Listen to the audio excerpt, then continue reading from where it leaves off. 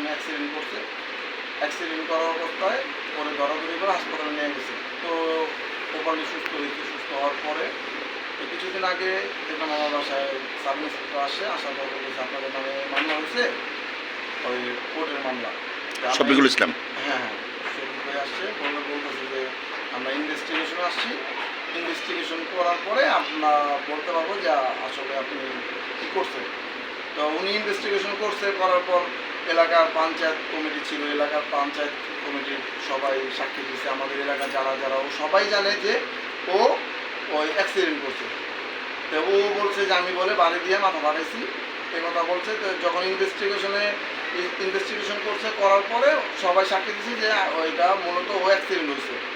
যাক, যখন যেহেতু এলাকায় বলে আমরা ওই ওই বসবাস করি, ওরা বসবাস করতে, পঞ্চায়েত কমিটি থেকে ওদের ডাকানো হয়েছে যে কেন মামলাটা করছে। তখন ওই উনি উনি বলছে যে মানে ওনাদের সাথে কথাবার্তা হয়েছে। হওয়ার পরে আমি ছিলাম না। তারপরের দিন ও সকালবেলা 10টা বাজে যায়, আবার থানায় যায়, মানে আবার নতুন করে একটা চিঠি করে আসছে। থানা পঞ্চায়েত কমিটি ডাকার পরে আবার নতুন করে আমার নামে চিঠি করে আসছে। মানে চিঠিতে করেছে কি উল্লেখ করে? উল্লেখ করছে যে ওর ভাই যদি কোথাও যদি কোনো প্রবলেম হয়, ওর ভাইয়ের নামে কী আসে বিষয় এইভাবে বলে একটা চিঠি করছে যে এইটা দায়ভার বলে আমি। তো এইটা যখন আবার পঞ্চায়েত কমিটি জানার পরে আবার হইলো ওই ওনাদের ডাকাইছে। ডাকানোর পরে ওই আসছে তারপরের দিন পরে আমাকেও ডাকাইছে। ডাকানোর পর ওই কথাবার্তা বলতে মানে বলা অবস্থা ও অনেক অকথ্য ভাষা গালাগালি করতেছে। গালাগালি করার পর আমাকে গালি দিতেছে, আমার মেজো ভাইকে গালি দিতেছে, মুরব্বী মানতেছে না। এলাকার আরও তো মানুষজন আছে, সবাই তো একটা ওই ব্যক্তিগত সম্মান আছে। এই সম্মানের ক্ষেত্রে পরে আমিও দাপকি দেওয়ার পর ও কী করছে, আমাকে গ্লাস ফেঁকে মারছে। গ্লাস ফেঁকে মারার পর পরে এক কথা দুই কথা একটু ঝগড়ার মতো সৃষ্টি হয়েছে। সৃষ্টি হওয়ার পর তো পঞ্চায়েত কমিটি আমাদের দুজনকে আলাদা করে দিচ্ছে যে আপনারা যাদের স্থানে চলে যান। তখন ওই আপনি তার ওদিনকে আবার রাতে যায় থানায় আবার আরেকটা জিডি করে আসছে। তো যে উনি বলছে যে ঠিক আছে আপনি কি ওনাকে মারছেন, দাম বলছেন আমি মারিনি, পঞ্চায়েত কমিটি ডাকানো হয়েছে। ডাকানোর পরে এই ব্যাপার ওই ঝগড়া হয়েছে। তারপরের দিন আবার ইনভেস্টিগেশন আসছে। ওই সাব ইন্সপেক্টর আসার পরে উনি আবার ইনভেস্টিগেশন করছে। করার পর উনি বিষয়টা বুঝতে পারছে যে এই জায়গায় ওই মেয়েরা মানে ব্যবহার খারাপ করছে, উনি করে গেছে। তারপর এখন ইনভেস্টিগেশন অফিসার আমাকে বললো যে এটা কীভাবে কি সমাধান করলে সবচেয়ে বেটার হবে। এখন আমি চাচ্ছি জিনিসটা ও আমার 3 বছর আগে ডিভোর্স দিয়েছে আমি ওকে। এখন আমি আমার লাইফ নিয়ে আমি সুখে আছি, আমার লাইফ নিয়ে আমি আমার বাচ্চা কাচ্চা নিয়ে সবাইকে নিয়ে আমি শান্তিতে আছি।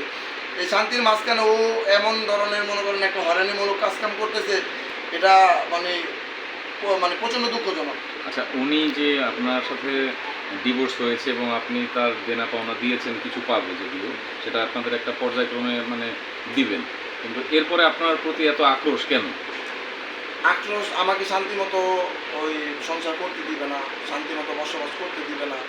আমি যাতে ওরে নেক্সট টাইম নিয়ে আসি, আমি অশান্তির মধ্যে থাকেও যদি দেখি না আমার অশান্তি আর ভালো লাগে না, তখন আমি ওকে বলবো যে দেখো যা হয়েছে চলো আমি তোমাকে বিয়ে করি, তোমাকে নিয়ে আমি আলাদা একটা সংসার করি, সমস্যা নেই, আমার 2 ওয়াইফ থাক। মানে আপনার সংসার করতে চাই? হ্যাঁ, ওর ইচ্ছা। কিন্তু মূলত আমি এই ধরনের অশান্তি আমি মানুষের দেখা ভুক্তভোগী। কখনোই আমি মনে করেন যে এই কাজ আমি করতে পারবো না, কারণ আমি দুইটা সংসার আমি পছন্দ করি না। সম্প্রতি সে একটা অভিযোগ করেছে আমাদের কাছে যে আসলে আপনি পঞ্চায়েত কমিটির যে আপনার একটা বিচার, সেই বিচারে আপনি নাকি তার মা এবং তার বোনকে মানে মেরেছেন বা মানে শ্লীলতাহানি করেছেন। এই বিষয়ে আপনি একটু বলেন। একটা কথা কি ভাই, ওই কেউ যদি অভিযোগ করে, কেউ তো কম বলে অভিযোগ করবে না। সাব ইন্সপেক্টর আসছে, আয়সা উনি ইনভেস্টিগেশন করছে, এলাকার সবাই বলছে যে আসলে ওই মেয়েটা খারাপ, এই মেয়েটার কোনো লজ্জা নাই, লজ্জাহীন। এই মেয়েটা ও আমার ফ্রেন্ডের সাথে ফিজিক্যাল করে, এই জিনিসটা আমি জানি।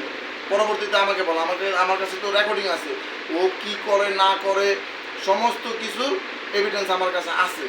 তো একটা কথা, আমি তো ঘুরে মানুষকে শোনাইতে যাই নাই, মানুষকে বলতে যাই নাই। তো আমি তো ওদের মতো না।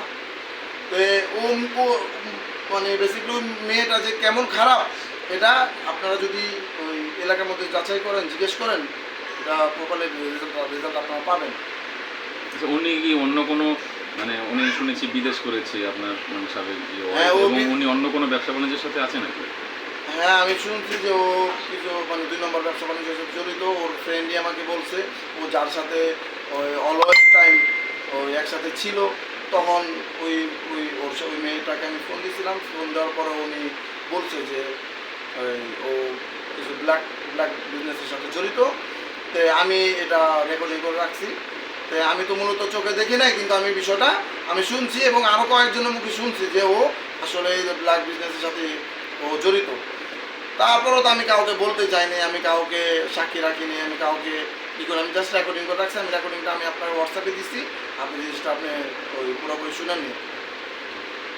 আর হলো ওই আমার ওই ফ্রেন্ডের সাথে ওই ওই যে ফিজিক্যাল রিলেশন করছে, এটা আমার ওই ফ্রেন্ডে মানে ওই ফ্রেন্ডে বলে ভিডিও করে রাখছে। যে আমি ভিডিওটা অনেকবার চাইছি কিন্তু দেয় না। তারপর ওর একটা মেয়ে মানে ওর ফ্রেন্ড বলছে যে ওর যে ছেলের সাথে রিলেশন করছে ওই ছেলে ও ভিডিও করে রাখছে, ঠিক আছে, কিন্তু ভিডিওটা দেয় না। তো আমার কথা হলো ও আমার ওয়াইফ না, ও যার সাথে মন চায় তার সাথে ও ফিজিক্যাল রিলেশন করুক, ওর সাথে যার ঘুরতে যাক, এটা আমার আই ডোন্ট কেয়ার। কিন্তু আমি এখন শান্তিতে আছি আমার ছেলে মেয়ে নিয়ে, আমার ওয়াইফ নিয়ে। এখন আমার শান্তিটা তো নষ্ট করার ওর কোনো অধিকার নাই। তাই আপনাদের কাছে এটাই আমার অনুরোধ যে যেটা সত্যতা সেটাই তুলে ধরবেন। আমার তো আমি জিনিসটা সমাধান চাই। সর্বশেষ কি করতে চান? সর্বশেষ আমি সমাধান চাই জিনিসটা। সমাধান চাই। তার কাবিন নামা কয় টাকা?